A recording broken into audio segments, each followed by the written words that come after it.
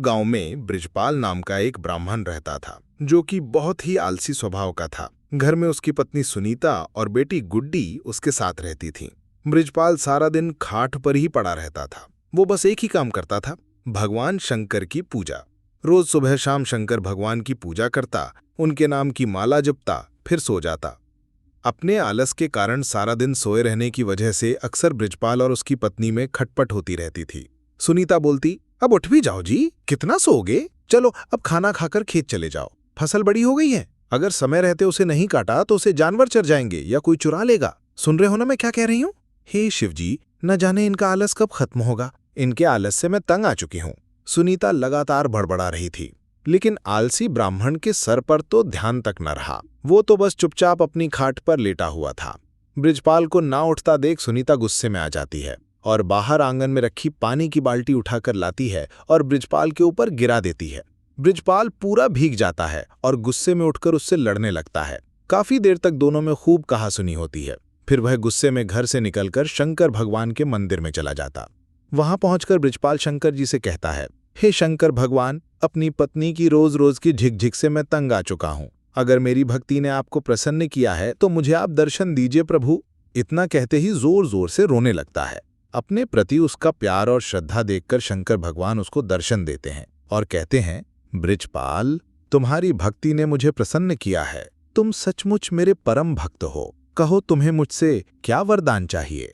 हे प्रभु, मुझे ऐसी कोई चीज दीजिए जो मेरी हर बात माने और मेरा सारा काम कर दे। भगवान बोले, ये लो मेरा यह छोटा त्रिशूल। तुम इस त्रिशूल को जहां भी रखोगे वो अपना काम खुद ही करने लग जाएगा और काम पूरा होने के बाद ही रुकेगा। लेकिन हाँ, अगर तुमने इसे काम के लिए मना किया तो यह हमेशा हमेशा के लिए गायब होकर वापस मेरे पास आ जाएगा। भगवान शंकर उसको त्रिशूल देकर अंतर्ध्यान हो जाते हैं। त्रिशूल देखकर बृजपाल बहुत खुश हो जाता है कि अब उसे कुछ भी काम नहीं करना पड़ेगा। इसके बाद वह त्रिशूल लेकर घर पहुंचता है और अपनी पत्नी, बेटी हो त्रिशूल के बारे में सारी बात बताता है।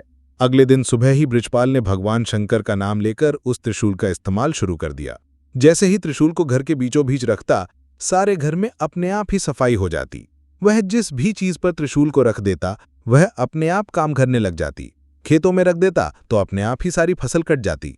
ऐसे ही कई दिन बीत जाते हैं। एक रोज जब सुनीता गुड्डी के साथ अपने मायके गई होती है तो बृजपाल त्रिशूल को गैस के पास रखकर कहता है, मेरे लिए जल्दी से स्वादिष्ट सा भोजन तैयार कर दो।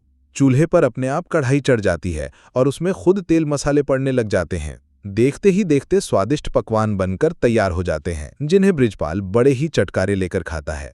आहा, वाह, मजा ही आ गया। वाह वाह, क्या स्वाद है। रोज भगवान के हाथों का भोजन करके तो मैं परेशान ही हो गया था। सच में कमाल का है ये त्रिशूल। खाना खाकर बृजपाल आराम से गहरी नींद में सो जाता है और फिर जब अगली सुबह जागता है तो कुएं के पास जाकर त्रिशूल से कहता है, जल्दी से मेरे नहाने के लिए कुएं में से पानी निकालकर इस बाल्टी में भर दो।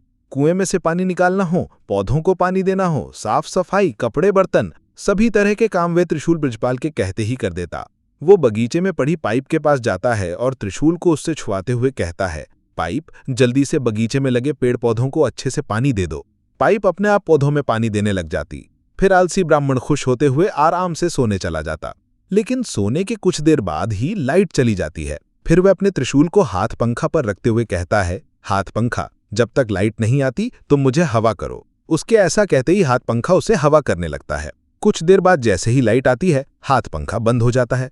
एक दिन बृजपाल को बड़ी तेज भूख लग रही होती है। उसने खाली थाली अपने सामने रखी और जमीन पर बैठ गया। फिर त्रिशूल को थाली पर लगाकर कहने लगा, अब इसमें से जल्दी जल्दी स्वादिष्ट पकवान निकलकर आते जाएं। कुछ ही देर में कई तरह के पकवान थाली में आते गए। कितना अच्छा होता अगर मुझे खुद अपना खाना नहीं खाना पड़े और खुद ही मेरे मुंह में सारा खाना चला जाए। ऐसा कहकर उसने त्रिशूल को अपनी प्लेट पर लगाया और कहने लगा, अच्छे अच्छे पकवान जल्दी से मेरे मुंह में आ जाएं। उसके ऐसा कहते ही थाली में से विभिन्न पकवान निकलकर उसके मुंह में जाने लगे और वह बड़े ही चटकारे लेकर उनको खाने लगा। पर यह मजा कुछ ही देर तक था। कुछ ही देर में उसका पेट भर गया और वह खा नहीं पा रहा था। लेकिन पकवान थे जो लगातार उसके मुंह में जा रहे थे। उसका पेट और मन पूरी तरह से भर चुका था। वो जैसे ही उन्हें रोकने की बात सोचता है तो उसे भगवान शंकर की कही वो बात याद आई जिसमें उन्होंने कहा था कि अगर त्रिशूल को काम करते हुए रोका गया तो यह वरदान वहीं समाप्त हो जाएगा और त्रिशूल फिर से शंकर भगवान के पास पहुंच जाएगा। तभी वहां सुनीता गुड्डी के साथ अपने मायके से लौटकर पहुंच जाती है। वह दोनों यह सब देखकर हैरान रह जाती हैं। सुनिए जी, देखिए तो आपका पेट कितना फूलता जा रहा है, जल्दी से इस त्रिशूल को रोकने के लिए कहिए। बृजपाल शंकर भगवान के दिए वरदान को खोना नहीं चाहता था, लेकिन फिर भी वह थक हार कर कह ही देता है, रुक जाओ। उसके अपना कहते ही खाना रुक जाता है, लेकिन साथ ही त्रिशूल भी वहां से गायब हो जाता है। त्रिशूल को गवाकर वह बड़ा ही दुखी हुआ, लेकिन अब वह कुछ भी नहीं कर सकता था। भगवान शंकर का दिया वरदान अब वह खो चुका था।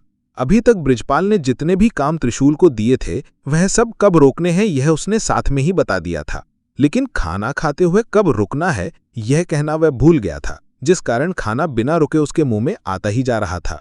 सारी बात समझने के बाद बृजपाल कहने लगा, हे महादेव, मैं समझ गया, यह वरदान आपने मुझे सीख सिखाने के लिए दिया था। सच में मैं कितना मूर्ख था जो हर छोटे छोटे काम के लिए भी आलस दिखाता था।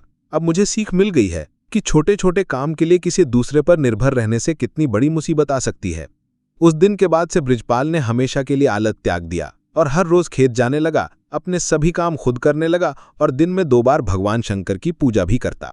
अब उसका जीवन पूरी तरह से सफल हो गया।